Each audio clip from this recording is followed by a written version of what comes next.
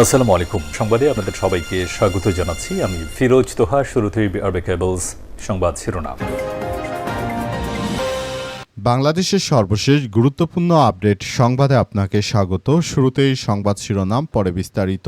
প্রথমেই জানাবো, ঘরের দরজা ভেঙে স্কুল ছাত্রীকে তুলে নিয়ে সংঘবদ্ধ ধর্ষণ। ফরিদপুরের সদরপুর উপজেলায় গভীর রাতে ঘরের দরজা ভেঙে এক স্কুল ছাত্রী বয়স 15কে তুলে নিয়ে সংঘবদ্ধ ধর্ষণ করেছে প্রতিবেশী কয়েকজন যুবক। আজ গভীর রাতে ওই ছাত্রীকে ফরিদপুর মেডিকেল কলেজ হাসপাতালের ওসিসিসি সেন্টারে ভর্তি করা হয়েছে। ভুক্তভোগী পরিবারের সূত্র থেকে জানা গেছে, উপজেলার ভাসানচরের বাসিন্দা 8ম শ্রেণীতে পড়ুয়া স্কুল ছাত্রীকে গভীর রাতে তার প্রতিবেশী কয়েকজন যুবক মেয়েটির ঘরের দরজা ভেঙে ঘরে ঢুকে তারপর পাশের একটি বাগানে নিয়ে সংঘবদ্ধ ধর্ষণ করার পর ওই কিশোরী অসুস্থ হয়ে পড়লে তাকে তার বাড়ির সামনে ফেলে রেখে পালিয়ে যায় ওই ধর্ষকেরা। এরপর জানাবো, টেম্পো স্ট্যান্ড চাঁদাবাজি কর্মসংস্থানের সম্মান নষ্ট করে বললেন জামাতের আমির। বিএনপি সরকার ক্ষমতায় আসার পরই মাত্র 1 বছরে তারা 1 কোটি মানুষের কর্মসংস্থানের কথা বলেছিল, অথচ ক্ষমতায় এসেছে 5 মাস। 5 মাসের মধ্যে তারা কোনো ধরনের কর্মসংস্থান তৈরি করতে পারেনি। তারা টেম্পো স্ট্যান্ডে চাঁদাবাজির কর্মসংস্থান দিয়েছে মানুষকে। এতে সম্মানহানি হচ্ছে বলে জানিয়েছেন বাংলাদেশ জামাত ইসলামের আমির ডাক্তার শফিকুর রহমান। এদিকে ৭১কে যারা ভুলে দিতে চায় তারা বাংলাদেশকে বিশ্বাস করে না বললেন মির্জা ফখরুল। বিএনপির মহাসচিব মির্জা ফখরুল ইসলাম আলমগীর জানিয়েছেন যে যারা ৭১কে ভুলিয়ে ২৪কে বারবার সামনে নিয়ে এসেছে তারা বাংলাদেশকে বিশ্বাস করে না। তারা ২৪-২৪-এর কথা বলে শুধুমাত্র তারা বাংলাদেশকে একটি ধ্বংসের দিকে ঠেলে দিতে চায় বলে এমন অভিযোগ করেছেন বিএনপির মহাসচিব মির্জা ফখরুল ইসলাম আলমগীর। এবারে জানাবো, বিএনপির চোখ তুলে ফেলবে, শুধু সময়ের অপেক্ষা বললেন সার্জিস আলম। ২৪-এর গণ অভ্যুত্থানে আওয়ামী লীগের রাজনীতির কবর হয়েছে। আগামী 5 বছর পর কাউকে আর আওয়ামী লীগ করতে দেখা যাবে না বলে মন্তব্য করেছেন জাতীয় নাগরিক পার্টি এনসিপির উত্তরাঞ্চলের মুখ্য সমন্বয়ক সার্জিস আলম। তিনি বলেছেন, আওয়ামী লীগ গুরুত্বপূর্ণ রাজনৈতিক দলকে রাজনীতি করতে দেয়নি। যাদের আওয়ামী লীগ ধ্বংস করতে চেয়েছিল তারা কিন্তু দেশে আছে, অথচ আওয়ামী লীগ এখন পলাতক। এবং সর্বশেষ জানাবো, এনসিপির উপর হামলা, সাবেক শিবির সভাপতি জাহিদ এবং এনসিপি নেত্রী মনিরা শারমিনের পাল্টাপাল্টি পোস্ট ঘিরে বিতর্ক। হবিগঞ্জে ও মৌলভীবাজারে হামলার ঘটনাগুলো খুবই সুপরিকল্পিত বলে মনে হচ্ছে জানিয়েছেন ছাত্র শিবিরের সাবেক সভাপতি জাহিদুল ইসলাম। তিনি আরও জানিয়েছেন যে উদ্দেশ্য যা হতে পারে তা হচ্ছে জুলাই মাসে জামাতকে যতটা সম্ভব আলোচনার বাইরে রাখা এবং এনসিপির প্রতি জনসমর্থন বা পাবলিক সিম্প্যাথি তৈরি করা। Good plan, good move, deep power. আর জাহিদুল ইসলামের এমন উদ্ভট পাগলের পোলাপের মন্তব্যের পর পোস্ট করেছেন মনিরা শারমিন। তিনি লিখেছেন যে জামাতের 60 বছর বয়সী সংসদ সদস্য 17 বছরের কিশোরীকে চাকরির প্রলোভন দেখিয়ে যে কেলেঙ্কারি জন্ম দিয়েছে বাংলাদেশে, সেটাই জুলাই মাসেই হয়েছে। এই ঘটনা শুধু আলোচনাই ছিল না, বরং বিব্রতকর পরিস্থিতির সৃষ্টি হয়েছিল। কিন্তু মানুষ দেখলাম যারা হামলার প্রতিবাদ না জানিয়ে এর মধ্যে ডিপ প্ল্যানের গন্ধ পাচ্ছে। এনসিপির রাজনীতি দাঁড়ালে কারো কারো অসুবিধা হবে, আর সেটাই হচ্ছে জামাত। এটাই স্বাভাবিক। নিজেদের ব্যর্থতা অস্বীকার করে অন্যকে সন্দেহের চোখে দেখা একরকম অসুখ হয়ে গেছে জামাতের। আরোগ্য কামনা করি, আমিন। প্রিয় দর্শক, আপনি কোন পোস্টটিকে সমর্থন করেন, জাহিদুল ইসলাম শিবিরের সভাপতির পোস্টটিকে নাকি মনিরা শারমিনের? আমার তো মনে হয় যে জাহিদুল ইসলামের পোস্টটি একটি অযৌক্তিক পোস্ট, কারণ তাদের বুড়ো বুড়ো নেতারা কচি কচি মেয়েদের নিয়ে হোটেলে যাবে আর তাদের কাছ থেকে ইসলাম শিখতে হবে, আর ইসলামী একটি রাজনীতি তারা শেখাবে। এটা কোনোভাবেই গ্রহণযোগ্য হতে পারে না। প্রিয় দর্শক, এতক্ষণ শুনছিলেন সংবাদ শিরোনাম, এবারে বিস্তারিত। তবে তার আগে বন্ধুরা, অনুরোধ থাকবে এই সংবাদটিতে একটি লাইক দিন। এই চ্যানেলে আপনি নতুন হয়ে থাকলে আমাদের সংবাদটি দেখতে দেখতে চ্যানেলটি সাবস্ক্রাইব করে রাখুন। কমেন্ট করে বন্ধুরা আপনার মূল্যবান মতামত জানিয়ে দিন আপনি বিশ্বের কোন দেশ থেকে বা বাংলাদেশের কোন স্থান থেকে আমাদের সংবাদটি দেখছেন এবং শুনছেন। আর বন্ধুরা, সংবাদটি আপনার সোশ্যাল মিডিয়া ফেসবুকে শেয়ার করে বন্ধুদেরও দেখার সুযোগ করে দিন। গাজা যুদ্ধে আপনি যদি নিরীহ ফিলিস্তিনিদের ভালোবেসে থাকেন বন্ধুরা, কমেন্টে ইয়েস লিখে পুরো বিশ্ববাসীকে আমাদের এই তাজা আপডেটটি দেখার সুযোগ করে দিন। এবারে বিস্তারিত।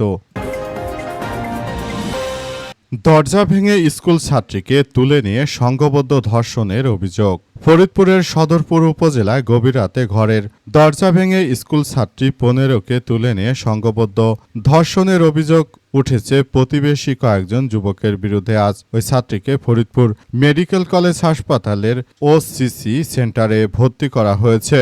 ভুক্তভোগী পরিবারের সূত্র উপজেলার ফরিদপুরের ভাসানচরের বাসিন্দা অষ্টম শ্রেণী পড়ুয়া স্কুল ছাত্রী, বয়স 15। গভীর রাতে প্রতিবেশী কয়েকজন যুবক মেয়েটির মা বাড়িতে না থাকার সুযোগে ঘরের দরজা ভেঙে ঘরে প্রবেশ করে তারপর তাকে তুলে নিয়ে যায় পার্শ্ববর্তী একটি নির্জন জায়গায়। সেখানে নিয়ে তাকে সংঘবদ্ধ ধর্ষণ করা হয়। পরে অসুস্থ অবস্থায় স্কুল ছাত্রীকে পাশের বাড়িতে ফেলে রেখে পালিয়ে যায় তারা। স্থানীয়রা রাতে তাকে দ্রুত উদ্ধার করে ফরিদপুর সদর উপজেলা স্বাস্থ্য কমপ্লেক্সে নিয়ে তাকে ভর্তি করা হয়। পরে শুক্রবার দুপুরে উন্নত চিকিৎসার জন্য ফরিদপুর মেডিকেল কলেজ হাসপাতালের ওসিসি সেন্টারে ভর্তি করা হয়েছে।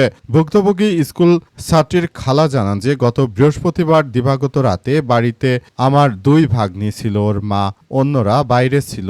2 ভাগ্নি রুমে ছিল। রাত 1টার দিকে প্রতিবেশী এক যুবক জানালা ভেঙে ঘরে প্রবেশ করে দরজা খুলে দিলে আরও কয়েকজন যুবক ঘরে প্রবেশ করে এরপর আমার ভাগ্নিকে তারা তুলে নিয়ে যায়। পরে আমার ভাগ্নির উপর নির্যাতন করা হয়। যখন জ্ঞান হারিয়ে ফেলে তখন তারা তাকে অসুস্থ অবস্থায় বাড়ির পাশে ফেলে রেখে পালিয়ে যায়। পরে প্রতিবেশী দ্রুত তাকে উদ্ধার করে উপজেলা স্বাস্থ্য কমপ্লেক্সে নিয়ে ভর্তি করে সেখানে শুক্রবার উন্নত চিকিৎসার জন্য ফরিদপুর মেডিকেল কলেজ হাসপাতালের ওসিসি সেন্টারে ভর্তি করা হয়েছে। বিষয়টি নিশ্চিত করে সদরপুর থানার ভারপ্রাপ্ত কর্মকর্তা ওসি মোহাম্মদ আব্দুল আল মামুন শাহ জাগো নিউজকে জানিয়েছেন, ভুক্তভোগীরা থানায় এসেছে, তারা আমাদের সামনে বসা, তাদের কথা শুনছি। অভিযোগ দায়েরের পর প্রয়োজনীয় ব্যবস্থা গ্রহণ করা হবে বলে নিশ্চিত করা হয়েছে। টেম্পো স্ট্যান্ডে চাঁদাবাজি কর্মসংস্থানে সম্মান নষ্ট করে বললেন জামাতের আমির। বিএনপি ক্ষমতায় আসার আগে বলেছিল তারা নাকি মাত্র 1 বছরের মধ্যে 1 কোটি মানুষকে কর্মসংস্থান দেবে, অথচ বিএনপি ক্ষমতা আসার 5 মাস হয়ে গেল। 5 মাসে 50 লক্ষ মানুষের কর্মসংস্থান দেওয়ার কথা, কিন্তু প্রকৃতপক্ষে তারা এখন পর্যন্ত একটি মানুষকেও কোনো কর্মসংস্থান দিতে পারেনি। তারা এখন শুধুমাত্র টেম্পো স্ট্যান্ডে, বাস স্ট্যান্ডে চাঁদাবাজির কাজ দিয়েছে মানুষকে। এই ধরনের কাজ মানুষের আত্মসম্মান বোধে বাধে। জামাতের আমির ডাক্তার শফিকুর রহমান জানিয়েছেন যে বিএনপি যে বরাবরের মতোই মিথ্যা কথা বলে সেটি দেশের জনগণ তখন উপলব্ধি করতে না পারলেও এখন উপলব্ধি করতে পারছে। দেশের মানুষ বুঝে গেছে যে বিএনপি আসলে কি পারে। আসলে বিএনপি তারা যে মিথ্যাচারিতায় সর্বশ্রেষ্ঠ পর্যায়ে রয়েছে সেটি আর বলার অপেক্ষা রাখে না। বাংলাদেশ জামাত ইসলামের আমির ডাক্তার শফিকুর রহমান আরও জানিয়েছেন যে দেশটাকে সুন্দরভাবে গড়ে তোলার মধ্য দিয়ে সবাইকে এগিয়ে যেতে হবে, কিন্তু আমরা বিষয়গুলো নিয়ে খুবই গুরুত্ব সহকারে কার্যক্রম চালিয়ে যাচ্ছি। আমরা বিষয়গুলোকে মনে করি যে বিএনপি আসলে যে ধরনের কার্যক্রম এবং মিথ্যাচারিতা শুরু করেছে দেশের মানুষ এবার হাড়ে হাড়ে টের পাচ্ছে। দেশের প্রতিটি পরিবারকে ফ্যামিলি কার্ড দেয়া হবে। কই, বিএনপি তো ক্ষমতায় এসেছে, কোত্থেকে তারা ফ্যামিলি কার্ড দিল? একটি ফ্যামিলি কার্ডও আমরা কোনো গ্রামে দিতে দেখলাম না। যে কয়টি ফ্যামিলি কার্ড দেয়া হয়েছে শুধুমাত্র বিএনপির নেতাকর্মীদের নামেই দেয়া হয়েছে। তার থেকে বোঝা যায় তারা কখনোই দেশের জনগণের ভালো চায় না। ৭১কে যারা ভুলিয়ে দিতে চায় তারা বাংলাদেশ বিশ্বাস করে না বললেন মির্জা ফখরুল। বিএনপির মহাসচিব মির্জা ফখরুল ইসলাম আলমগীর দাবি করেছেন, যারা ১৯৭১কে ভুলিয়ে দিতে চায় তারা কখনোই নাকি বাংলাদেশকে বিশ্বাস করে না। তিনি আরও জানিয়েছেন যে দেশটাকে সুন্দরভাবে গড়ে তোলা এই মুহূর্তে আমাদের সবার জন্য অত্যন্ত গুরুত্বপূর্ণ একটি বিষয় হিসেবে দাঁড়িয়েছে। আমরা দেশটাকে সুন্দর ও সমৃদ্ধির একটি আধুনিক রাষ্ট্র কাঠামোর দিকে এগিয়ে নিয়ে যেতে চায়, কিন্তু তারা ২৪-এর কথা বলে ১৯৭১-কে ভুলিয়ে দেওয়ার অপচেষ্টা করছে। এই ধরনের ঘটনাগুলো আমাদের সবার জন্য এক ভয়াবহ বিপর্যয়কর পরিস্থিতির সৃষ্টি করে। সুতরাং আমরা এগুলো কোনোভাবেই আসলে গ্রহণযোগ্য বলে মনে করি না বলে জানান বিএনপির মহাসচিব মির্জা ফখরুল ইসলাম আলমগীর। তিনি আরও জানিয়েছেন দেশটাকে সুন্দরভাবে গড়ে তোলার মধ্য দিয়ে মূলত সবাইকে আরও বেশি সজাগ ও সতর্ক থাকতে হবে। রাষ্ট্র কাঠামোর প্রতিটি ক্ষেত্রে আমরা বিষয়গুলো নিয়ে খুবই গুরুত্ব সহকারে কার্যক্রম চালিয়ে যাব। আমরা মনে করি এই ধরনের ঘটনাগুলো আমাদের সবার জন্য খুবই ভয়াবহ এক বিপর্যয়কর পরিস্থিতির সৃষ্টি করতে পারে। আমরা মনে করি যে এই ধরনের ঘটনাগুলো যেন আর ভবিষ্যতের দিকে এগিয়ে যেতে না পারে, সেজন্য আমাদের আরও কার্যক্রম আসলে চালিয়ে যেতে হবে। বিষয়গুলো আমাদের জন্য অত্যন্ত গুরুত্বপূর্ণ একটি বিষয় হিসেবে আমরা মনে করি। এই ধরনের ঘটনাগুলো আমাদেরকে আরও বেশি অবাক করে দিচ্ছে। তারা শুধুমাত্র জুলাই গণঅভ্যুত্থানের কথা বলে এবং তারা এই ধরনের কার্যক্রম চালিয়ে যেটা তারা করতে চাইছে সেটা আসলে কোনোভাবেই গ্রহণযোগ্য হতে পারে না। সবকিছুর জন্য আমাদেরকে আরও বেশি সজাগ থাকতে হবে এবং আমরা এগুলো নিয়ে আসলে ভবিষ্যতে সুন্দর ও সমৃদ্ধির একটি রাষ্ট্র কাঠামো গড়ে তুলতে চাই। এই বিষয়গুলো আমাদের সবাইকে আরও বেশি কার্যক্রম চালিয়ে যেতে হবে বলে উল্লেখ করা হয়েছে। বিএনপির চোখ তুলে ফেলবে, শুধু সময়ের অপেক্ষা, বললেন সার্জিস আলম। বর্তমান বিএনপি যে ধরনের সন্ত্রাসী ও নৈরাজ্যকর কার্যক্রম শুরু করেছে এর জন্য এই বিএনপি একদিন বিএনপির নেতাকর্মীদের চোখ উপড়ে ফেলবে বলে জানিয়েছেন সার্জিস আলম। তিনি আরও জানিয়েছেন যে বিএনপির এই ধরনের সন্ত্রাসী কার্যক্রম আমরা কোনোভাবেই আসলে মেনে নিতে পারি না। দেশটাকে আমরা সুন্দরভাবে গড়ে তুলব সেই প্রত্যাশা আমাদের, কিন্তু আসলে বিএনপি যে ধরনের কার্যক্রম শুরু করেছে তারা দেশটাকে একটি ভয়াবহ বিপর্যয়কর পরিস্থিতির সৃষ্টি করেছে। এর থেকে আমাদেরকে বেরিয়ে আসতে হবে, কিন্তু তারা যদি এই ধরনের ঘটনাগুলোকে অব্যাহত রাখতে চায় তাহলে ভবিষ্যতে আরও এক ভয়াবহ বিপর্যয়কর পরিস্থিতি সৃষ্টি হবে।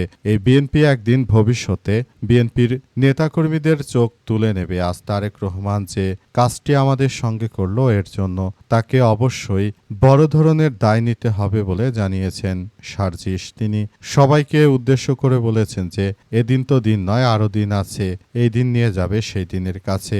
আমরা এখন হয়তো দলগতভাবে ছোট আছি, ভবিষ্যতের রাজনীতির জন্য আমরা এগিয়ে যাচ্ছি ইনশাল্লাহ।